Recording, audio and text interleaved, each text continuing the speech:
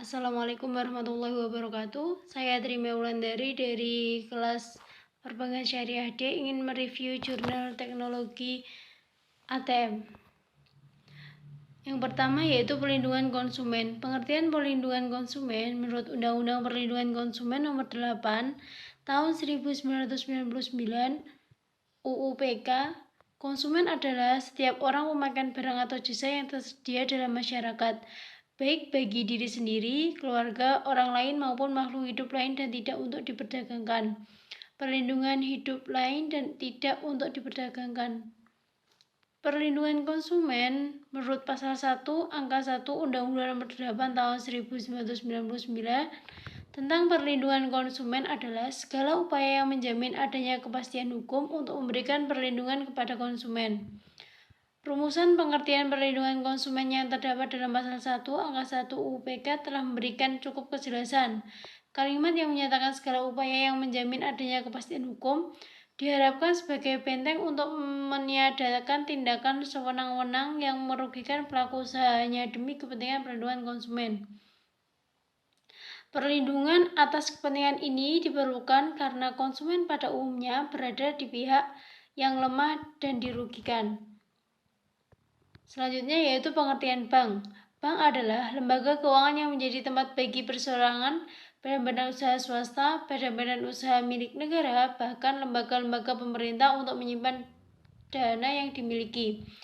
Bank melayani kebutuhan pembiayaan serta melancarkan mekanisme sistem pembayaran bagi semua sektor perekonomian melalui kegiatan pengkreditan dan berbagai usaha pelayanan dan jasa yang diberikan. Adanya jasa bank, maka pihak nasabah mendapatkan kemudahan dalam melakukan segala transaksi yang berhubungan dengan keuangan dan dapat terlindungi dari segala bentuk ketidakadilan yang di dalam memberikan pinjaman kepada nasabah sebagai praktek bank-bank gelap yang memberikan pinjaman dengan bunga tinggi. Interaksi di dunia perbankan antara nasabah dan bank bukanlah suatu hal yang tidak mungkin apabila terjadi masalah. Dan apabila tidak segera diselesaikan, dapat berubah menjadi sengketa antara nasabah dan bank. Selanjutnya yaitu pengertian ATM. ATM merupakan salah satu usaha perbankan dalam memberikan pelayanan jasa kepada masyarakat karena menguntungkan bagi pengguna di mana dapat menghemat waktu dan tepat bagi fungsi serta kegiatan perbankan rutin. Perkembangan ATM juga merupakan salah satu usaha bank untuk memaksimalkan interaksi bagi di bidang teknologi. Dengan menggunakan ATM, nasabah dapat menghemat waktu tanpa harus ke bank untuk melakukan penarikan tunai karena letak ATM berada di mana-mana dan tanpa harus mengisi formulir untuk penarikan uang atau setoran. ATM atau anjungan tunai mandiri dalam bahasa Inggris dikenal dengan Automatic Teller Mechanic atau dalam bahasa Indonesia dikenal dengan anjungan tunai mandiri. ATM merupakan alat elektronik yang diberikan oleh bank kepada pemilik rekening yang dapat digunakan untuk bertransaksi secara elektronis secara mengecek saldo, mentransfer uang, dan juga mengambil uang dari mesin ATM tanpa perlu dilayani seorang teller. Kartu ATM adalah alat pembayaran menggunakan kartu yang dapat digunakan untuk melakukan penarikan tunai atau pemindahan dana di mana kewajiban memegang kartu dipenuhi ketika dengan mengurangi secara langsung simpanan pemegang kartu pada bank atau lembaga selain bank yang berwenang untuk menghimpun dan sesuai ketentuan perundang-undangan yang berlaku. Pandangan nasabah atas perlindungan yang diberikan oleh bank, nasabah bank adalah konsumen jasa bank. Artinya bahwa nasabah bank adalah pihak-pihak yang menggunakan produk-produk pelayanan jasa bank.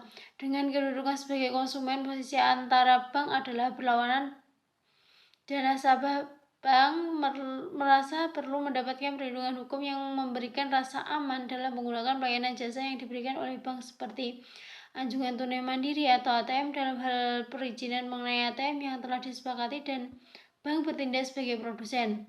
Sehingga dapat ditegaskan bahwa sebagai seorang konsumen perbankan harus jeli dalam mendapatkan haknya.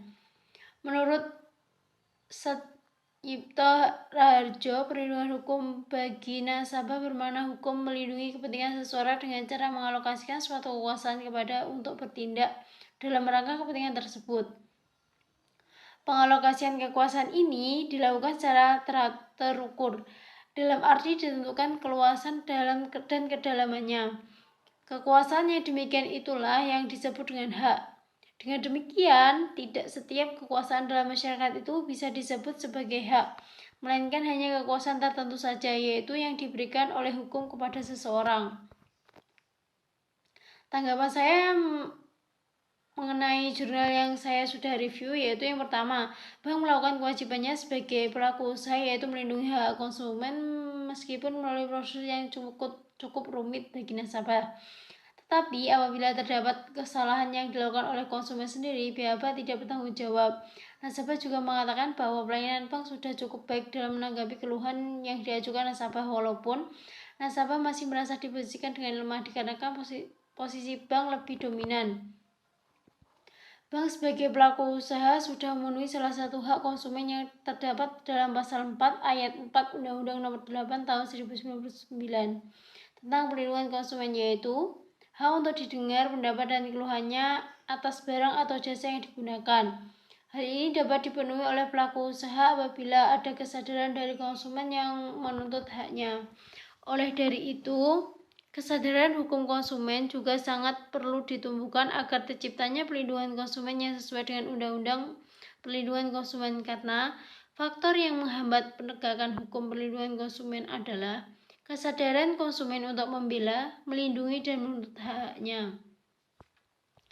Nasabah pengguna ATM sebagai konsumennya belum terpenuhi secara penuh haknya. Hal ini terjadi karena adanya dominasi bank atas nasabah.